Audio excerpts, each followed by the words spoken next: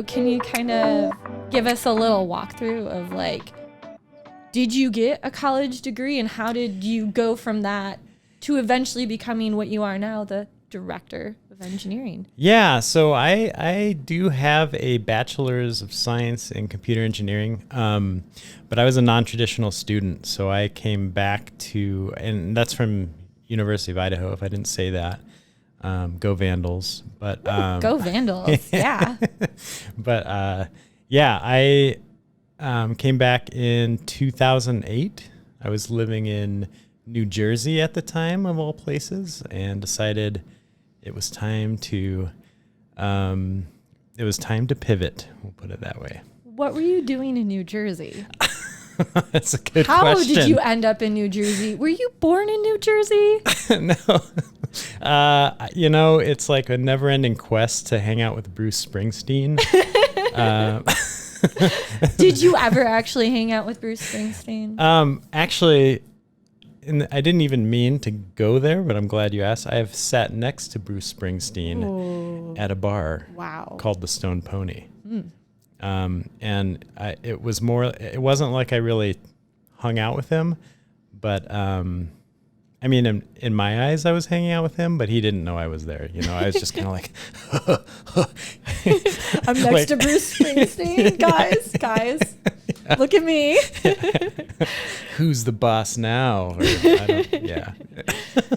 So was that like a bucket item you like, check? Yeah, that was one check. That was pretty awesome because anyway, yeah. But what was I doing in Jersey? I was, I moved out there because of a promotion for a job that involved selling skateboards in the mall and shoes, mostly shoes. I worked in the mall. To go with your bands that you were in as well? Kind of, yeah. That's how it kind of started, yeah. I mean, like, I feel like that's a lot of personality and everything. Like, you're pursuing your love of music, selling skateboards and shoes. And, like, all of us, I don't know, me, I've never, like, just gone, like, and done something crazy that I love. Like, I'm not going to go start selling art on canvas. That would be a really scary for me. Yeah. So it's like, I kind of admire that about you, actually, that you went and did that. Thanks. Yeah. It's crazy to think back, like how everything happens and why, but, yeah, I mean, I went to high school in Moscow, Idaho. So northern Idaho. Yeah, I went to University of Idaho, right out of high school. So I think for me, part of it was weird just not leaving the town I went to high school in and trying to go to school. And I wasn't sure what I was going to do. Like at the time I thought maybe I'll study psychology or sociology or something, and, but really I was just more into being social and, being playing music with people and stuff. So yeah, from there I went all over the place. Portland, back to Moscow, then to Seattle, then to New York, then to New Jersey. And then I was like, what am I doing in a mall in New Jersey? Like maybe I should reevaluate. And that's how I ended back at Idaho and in tech. Do you have like a cool adventure you'd be willing to share from that period of your life? Or? A cool adventure? Mm-hmm. Oh, so many cool adventures from like a couple of the bands I've been in. Went on like West Coast tours, and that's always an adventure, being in a van, with a van full of smelly guys like driving around with no money. It's a recipe for disaster. In a good way. Yeah. It was a lot of fun. I'm like specific adventures though. Yeah, so many. It was just like all one giant merging adventure. It was like nonstop. It was just one conglomeration, the experience. Yeah, totally.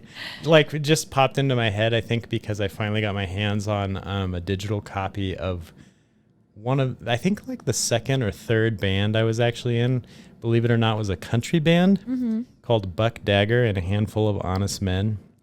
And my friend Dustin like was moving and found a CD from that era in a box. And so he sent me a copy and I finally got my hands on it, and I've been so pumped about it. But I mean, that was an adventure in itself. I lived in Portland, played mostly drums in a country band. We'd dress up like full cowboy, even though we were like kind of dirty punk rock kids, and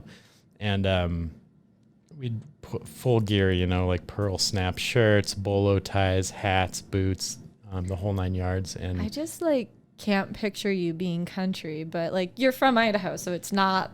I mean, yeah, and I don't want to offend anyone. I'm not like a super pop country guy. This was like what I would consider legit country. Ooh. This was like, we covered a couple like Johnny Cash and like original Hank Williams songs. We covered Jolene by Dolly Parton. That is a tasty jam. That is like a very classic. Even Miley Cyrus has done that one, I'm pretty sure. Oh, yeah, totally. The White Stripes covered it. And I think around that time, I'd like to think the White Stripes heard our version and covered. They might have done it first, actually.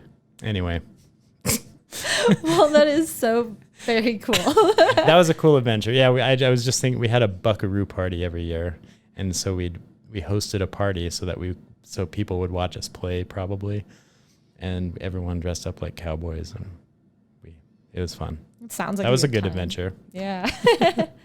So you just up and decided you're in New Jersey, you're going to come back to Idaho, and you're going to be the director of engineering. It was not quite that focused. Like I don't think I ever, even like a year ago, I don't know that I would have told you I'd be the director of engineering. But yeah, I went back to school and I was pretty set on electrical engineering. Mm-hmm. And I took a couple of semesters and like one computer science course for me to realize that I really wanted to do software, and writing code to me was infinitely more enjoyable than like, pencil circuit theory on paper. I could, type in some code and a hello world, for example, and like get immediate feedback and be, oh, I made something and it did a thing on the screen, and it was way more exciting than, circuit theory. And yeah, so I shifted. I ended up with computer engineering, if I didn't already say that, and which is kind of like a mashup, EE and CS. Yep. Did I answer your question? You did. Okay. I was just like, woke up one morning and decided to be director of engineering, basically. Yeah. So it started with software, like between the last year. But I mean, prior to that point, as far as like my viewpoint, like I've always heard about how great of a programmer you are, how great it is to like pair a program with you. And so you were really good and really passionate about programming. Mm-hmm. Do you have a favorite language? Do you have a favorite like technology stack?